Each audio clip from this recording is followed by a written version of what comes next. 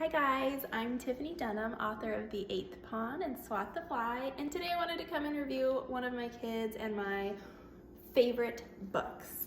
It's called The Button Book, written by Sally Nicholls, illustrated by Bethan Woollvin. This is a book that I found in our library when I was looking for books on buttons, like buttons that go on clothes.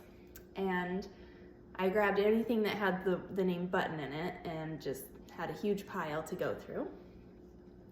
But this one's all about pushing buttons, and it talks directly to your kids. Here's a red button. I wonder what happens when you press it. And so the kids touch the button. Very interactive book. Beep! And then it goes on to an orange button, and what happens when we press that? It's a clapping button. Everybody clap! And the kids love to clap. And then a blue button, which is a singing button, and a green one, which, what does the green one do? You wonder, don't you? It's a raspberry button. How rude, it says.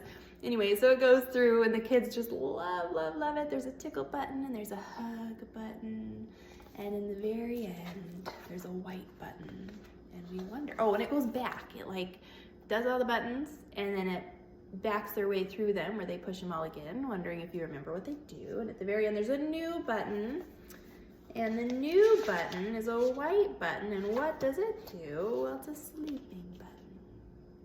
So it also makes this a great read at bedtime if you need another bedtime book. But we like it anytime.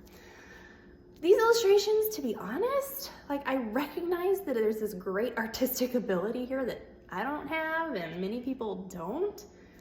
They do not thrill me, I'm not gonna lie. However, oh, and it's also good for colors. That's part of the illustrations, because it talks about, like, here's a green button, here's a yellow button. Everything's black, gray, white, except for that, primarily, I should say, that button. So it's also a good way to reinforce colors.